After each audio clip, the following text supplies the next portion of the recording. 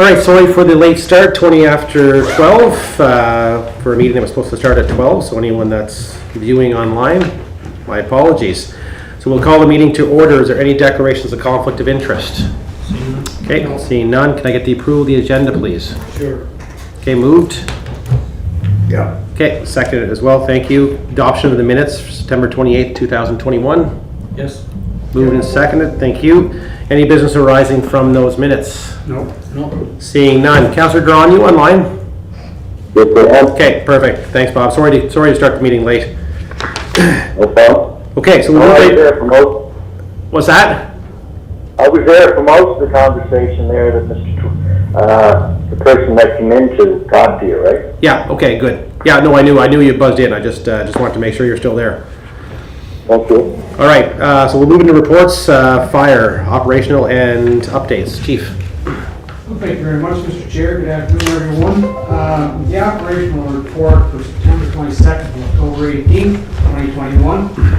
Total fire inspections were 48. Within that, inspections were 5. Follow-up fire inspections were 5. Complaints received were 6. Inspections with head compliance orders issued were 18. Fire inspection files that were closed, there were 14. Plans to review, permits and safety plans and consultations, there were 8 of those. Fire investigations, we had 2. And education sessions and fire drills, there were 20. Emergency responses for District 1 was 54. District 2 was 14. Fire Inspector Collard was 13 for an overall total of 81 Collards. Time on scene, we had a total of 45 hours and 48 minutes. Station 1 was 24 hours and 34 minutes. Station 2 was 13 hours and 35 minutes. And fire inspectors were 7 hours and 39 minutes. And then again, that totals 45 hours and 48 minutes. Training, weekly training resumed, consisted of continued tours of Irving Oil Marine Terminal, company drills, pump practices, JPRs, which are job performance reviews, live fire scenarios, porta tank, RIC, Rapid Intervention Crew, aerial and ground ladders, auto extrication. Additionally, 9 firefighters attended the 2-day pump operators course, while 9 firefighters continue to complete their level 2 firefighter certificate. Department activities. Fire Prevention Week was completed with great success. Radio ads, participation in Compass, as well as supplies and materials going out to different schools and daycare centers. Electrical signs reminding the public to check their smoke alarms, banning from replacing both stations. Fire drills and many social media tweets were reminding the public the need for fire safety. We had a very successful fire prevention campaign.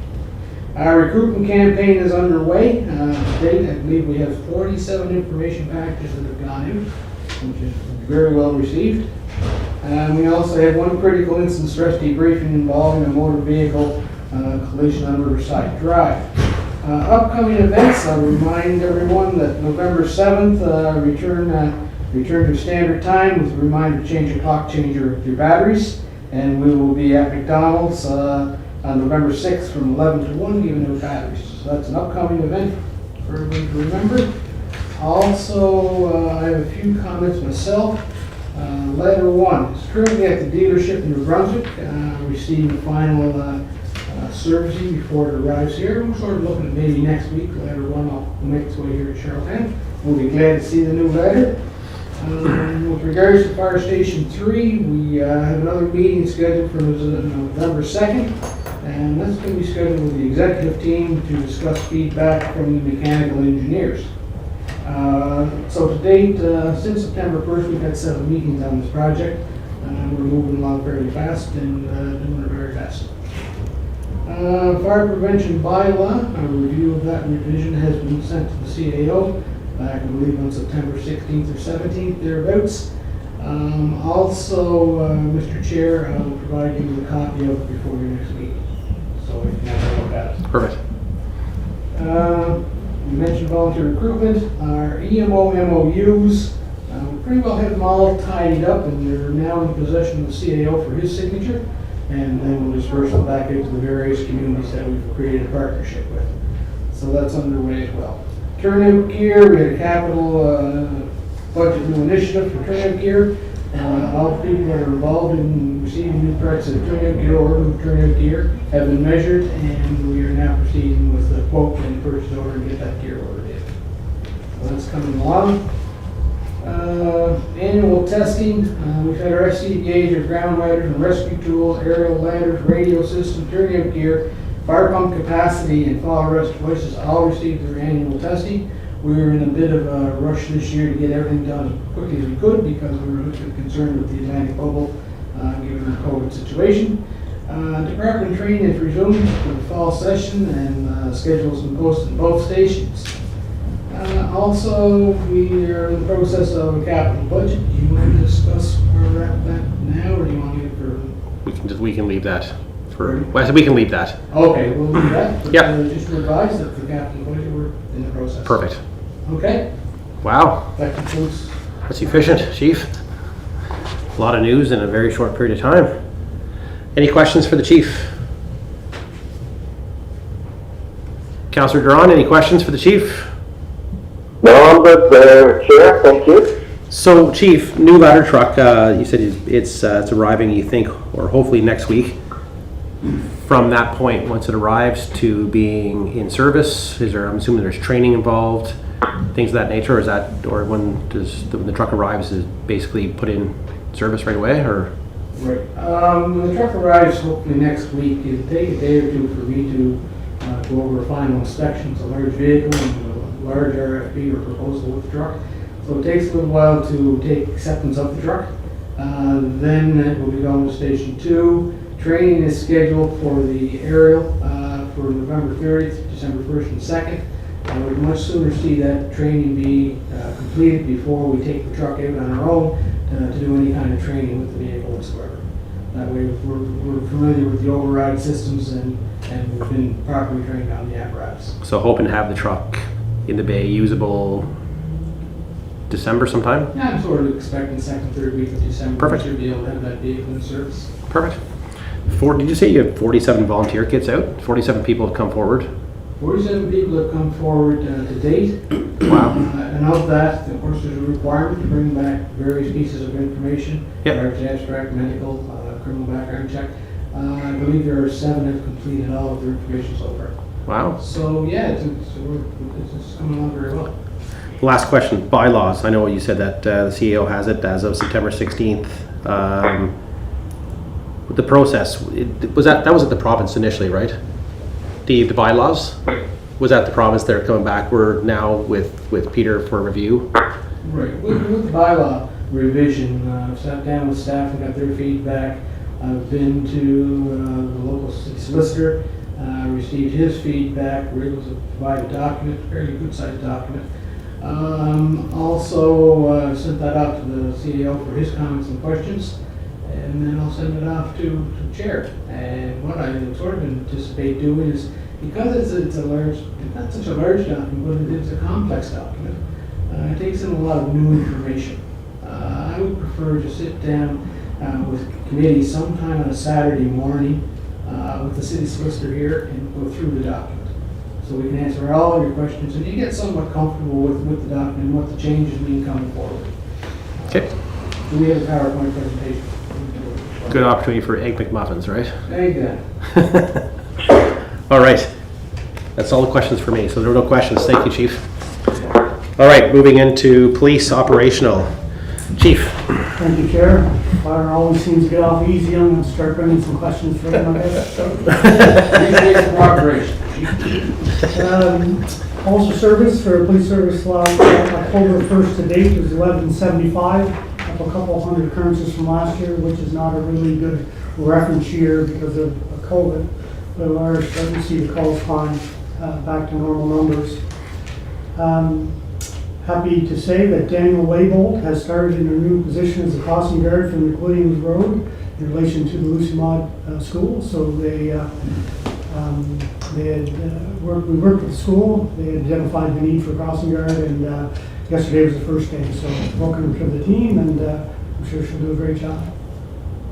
Charlottetown Marathon was held. A number of our officers provided traffic and security services for the event. It was a modified event from previous years, but by all accounts, still a great great event, and we were happy to play a role in it. We are continuing to deal with COVID-19 related protests around the provincial legislature and provincial buildings, and our officers continue to provide a safe environment in relation to those protests. Halloween planning, it's going to be another COVID Halloween this year. We will have a modified policing plan for the Halloween this year. It's probably same as last year, but we will have our officers out with treats to hand out and make sure everyone's kept safe and enjoy a great Halloween night. So we'll see them in every ward, and our new mascot will be out also, and I hope he gets a few treats himself. So. Should have brought the mascot to the meeting. Well, we could have, yeah. We were trying to get a fire truck to take him over, but we just couldn't. Maybe in December. One wasn't available.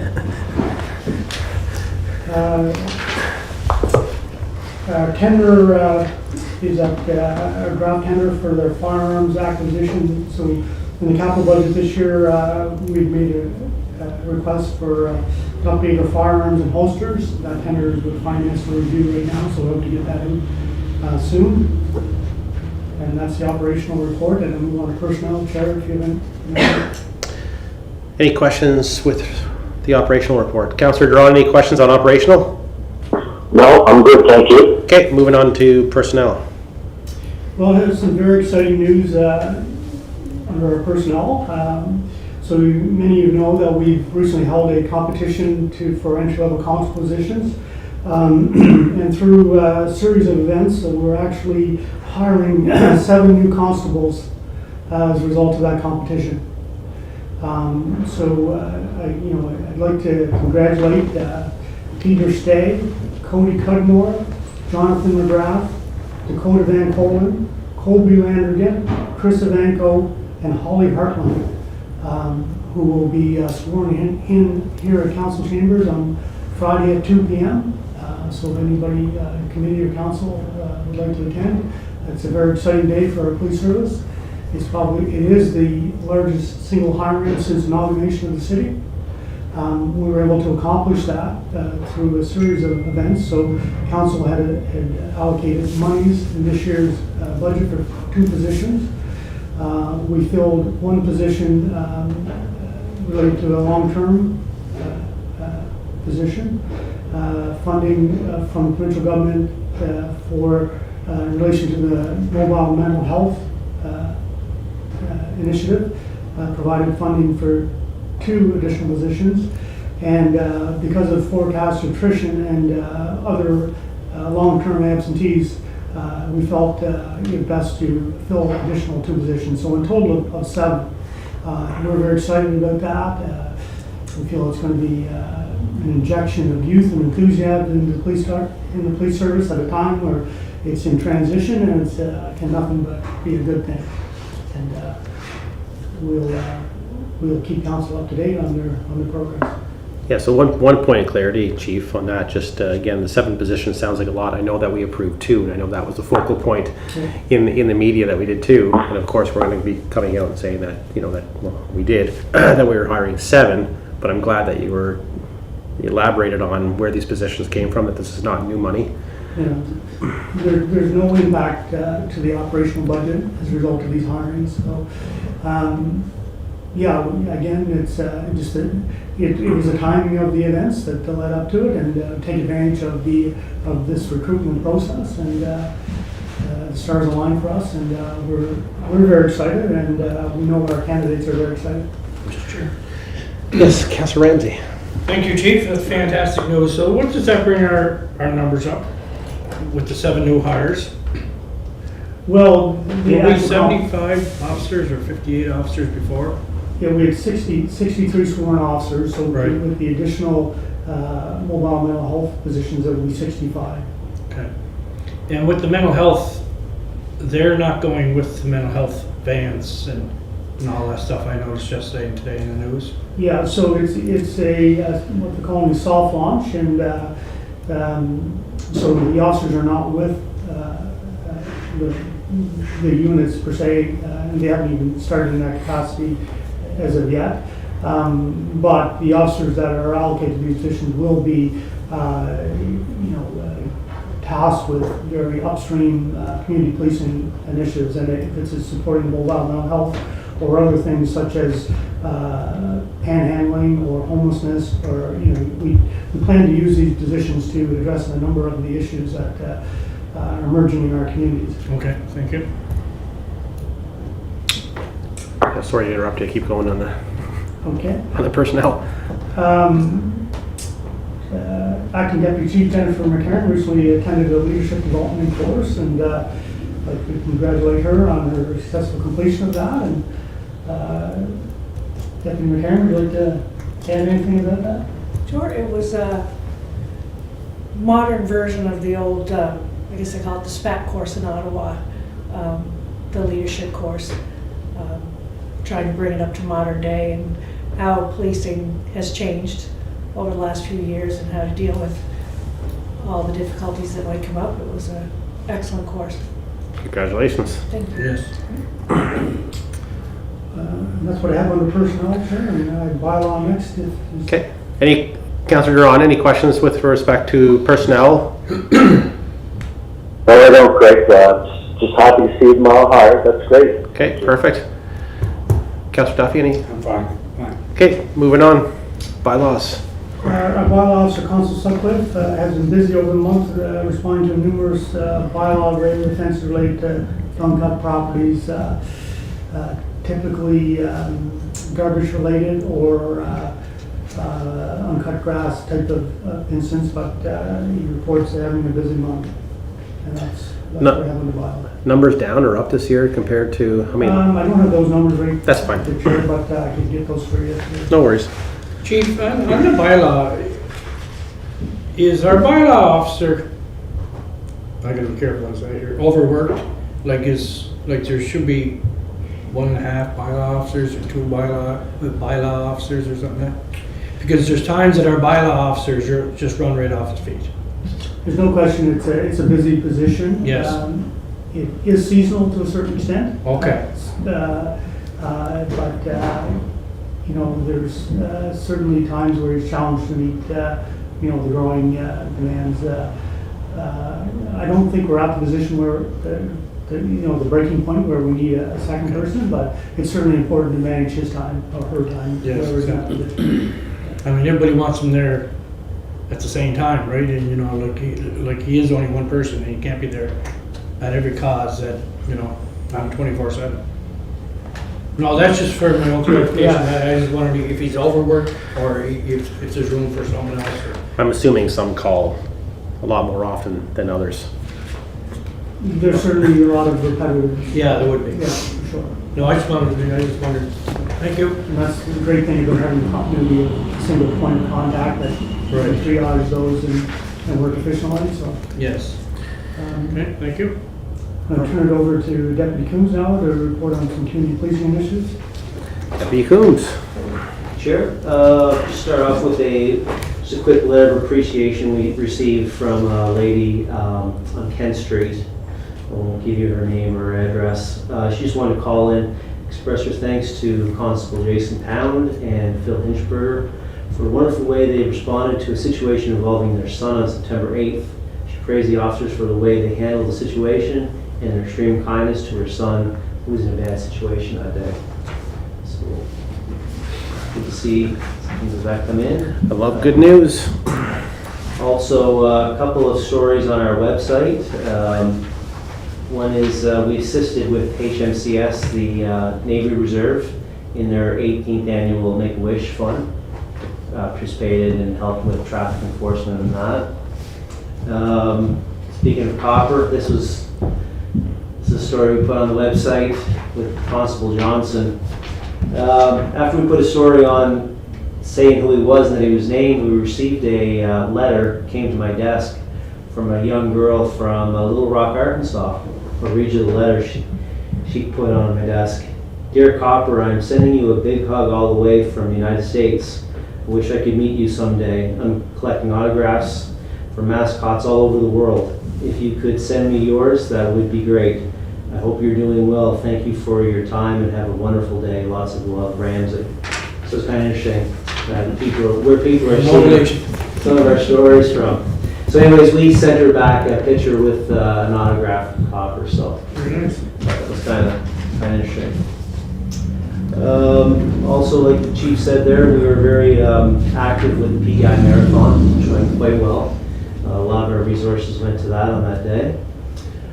For the community action team, Constable Johnson did work on the Upton Road, Lower Malpeck Road, Brackley Point Road, based on complaints from the public or concerns from the public. He laid 44 summary offense tickets and 12 warnings. Constable Johnson also assisted with the Make-A-Wish and PI Marathon. Constable Coffin was active on Oak Drive, Maple, and Oak and Rogers, and Oak and Barber, Pine and Maple, Northridge Parkway and Andrews, Palmer's Lane and Victoria Campbell, with issues that residents had. Constable Coffin laid 81 summary offense tickets and 82 warnings. Constable Coffin also assisted in the marathon, as well as some windmill escorts. Constable Kaiser was a big person involved in the PEI Marathon, so he had spent a lot of time helping put that ops plan together. He also dealt with signage, crosswalk enforcement, and visibility issues at LM Montgomery School. He assisted in the Terry Fox escort. He assisted with Discover Charlottetown with their horse and wagon rides. And he's working on safety for crosswalks at the Boys and Girls Club. He's also dealing with issues on Braymore, Katie Moore, Bishop Street, and Park Street, and stop signs in Brighton. And he also had 17 highway traffic charges. So that's it from our community action. Our school resource officers, both school resource officers went out on school buses to see for themselves if they could observe any highway traffic offenses in relation to school bus passing or other issues. There were none, which is actually a good sign. Compliance seems to be up in Charlottetown. I know it's down in the country, but it seems to be up in Charlottetown. Constable McKay noted that she's also an assistant coach with the AAA girls soccer team, Charlottetown Rural, and she's been off on a couple of, on her own time, a couple of practices and tournaments. And Constable Chantel Costello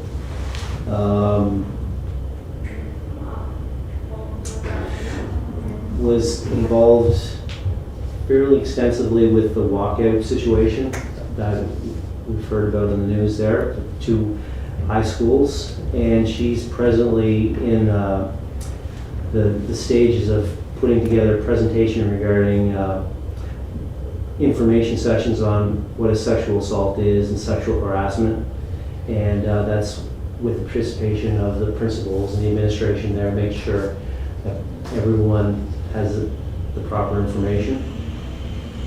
And they'll probably be rolling that out next month. And Charlottetown Rural is going to do the same thing. Will that be shared directly with the students as well? So will the officers present to students as well? So what I understand is it'll be held at lunchtime. Okay. And it'll be co-related between high school administration and the school resource officers doing an education piece. And so students who are interested in coming into the cafeteria or the gym, wherever they're able, can voluntarily come in and listen to the education program. It'd be nice if it was one of those things that almost mandatory, where you took a half an hour, 45 minutes, whatever, almost like an assembly during school hours, and bring people down to the gymnasium. I know with COVID rules, maybe that's a little more difficult, but it would certainly be nice for as many students. Yeah, I think to we're hear going to that start as with a soft launch. Okay. It's just a voluntary thing on lunch hours, and if it gets good feedback, Okay. it could go to an assembly type of thing down the road. Perfect. Yeah, that's it for my report. Thank you. Any questions? Any questions, Councillor Duffy? No. Councillor Duran, any questions? No, I'm good there, thank you. Okay, thank you. Okay, so we need a motion to move into closed session as per section 119, 1B, D, E, and H of the MGA. Sure, I'll move it. Moved and seconded. Okay, thank you.